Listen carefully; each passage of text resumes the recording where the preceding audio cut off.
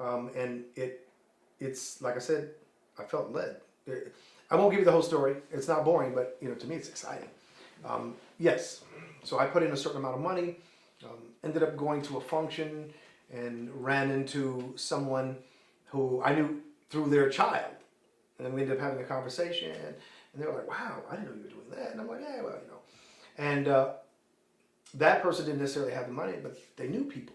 And that's generally how it works, right? Sometimes you meet people, they don't themselves have the money, but they know people who have the money, who you then have to make your pitch to.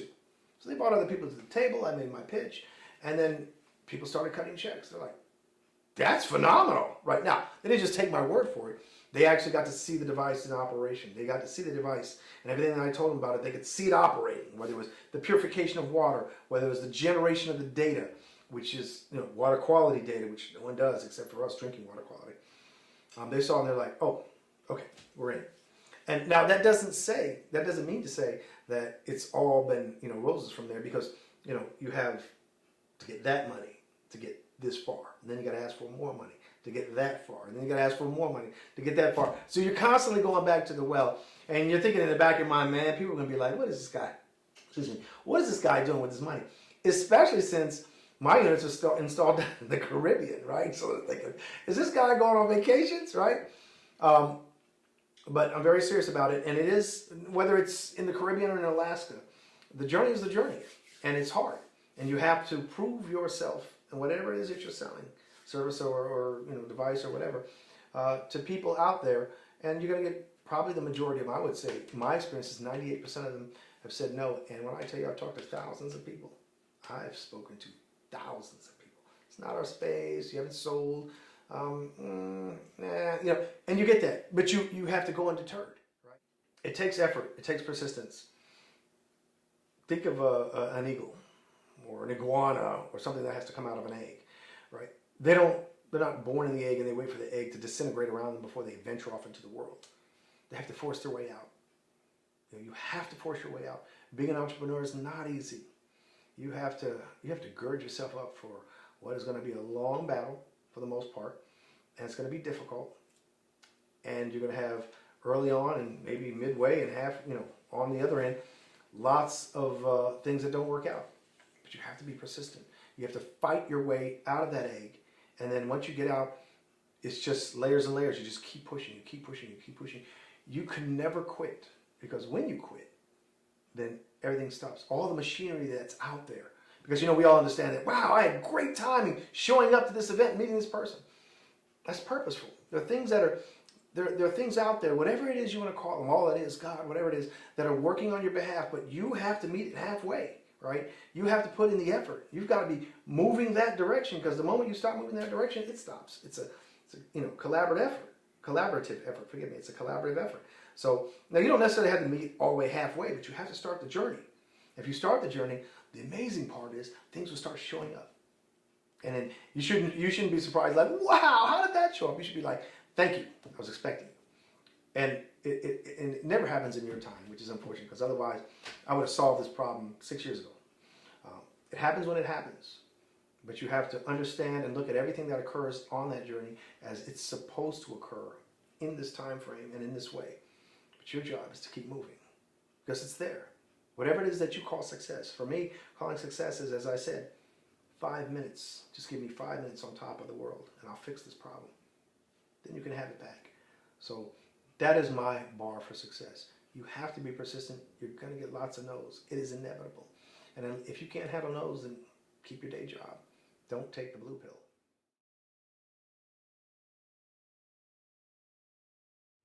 Never. Never. Ever since that day when I was walking by and heard my manager tell my good friend there were 25 people waiting outside, at that moment I realized that I actually am in charge of my own destiny. Now, am I in charge of or have any control of the things that kind of navigate into my perimeter? No.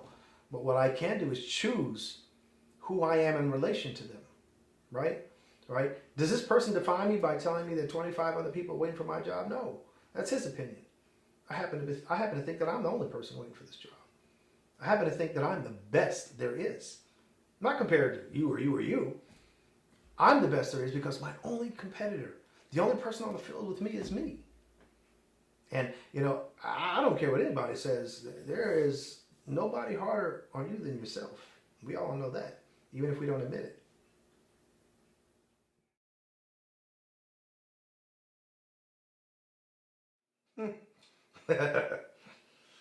I don't know if I should admit this.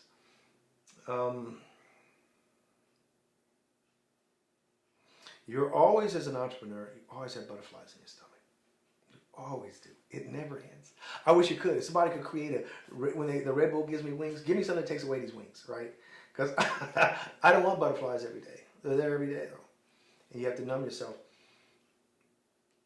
And as much as I'm kind of a loner and kind of do things on my own, we all kind of want acceptance. And nothing is like someone else saying, well done, that's great. How do I get it? The thing that keeps me awake is whether or not the path that I'm going down is the right path. Now don't get me wrong now. Like the Cat in the Hat. Where he says, the only way to find something is to find out where it's not. I've gone down many alleys, ended up dead ends. And I expect that, right? I don't expect my path to be absolutely perfect. But, each path you go down with butterflies. You have prayers that it's going to work out. It doesn't always work out. Sometimes it's just an empty alley. Other times you're waylaid by people who promise you everything. Oh, we have a great idea. We're going to help you save the world and all this stuff. And then they end up wasting your time. I never quit. The things that keep me awake really is only one thing. And that is that I may one day wake up and say, I'm done. I can't do this anymore. But I don't see that happening. I'm too driven. I am, in my mind, too close to finishing something I started. And I can't speak for anyone else. But during the course of my life, I've had a few successes. But I don't think I've actually finished something that I started. Right? My software company, it did what it did. Right? I ended up selling the company. The first company, it did what it did. I ended up leaving that for whatever reason. But I never got to the point where I actually finished it. And for me to finish this, I need to see my technology out there saving lives. That's it. I need to see my technology out there. And you know what the real measurement of it would be? My competitors coming in and saying, oh, it's too expensive. It's you don't need that. We got a better solution. There is nothing better than that. Than for someone to come out and not say that your technology doesn't work, but to say it's too expensive. We have something just as good. They say the most sincerest form of flattery is that. No. For me, I want to get out there and start solving problems because the powers that be, and hopefully they won't watch this, the bottled water companies will be like, oh, no, you don't. No, you don't. We own this territory. These are our people. And I'll be like, no, they're not. They're their own people, right? And you're charging them for something they actually get for free.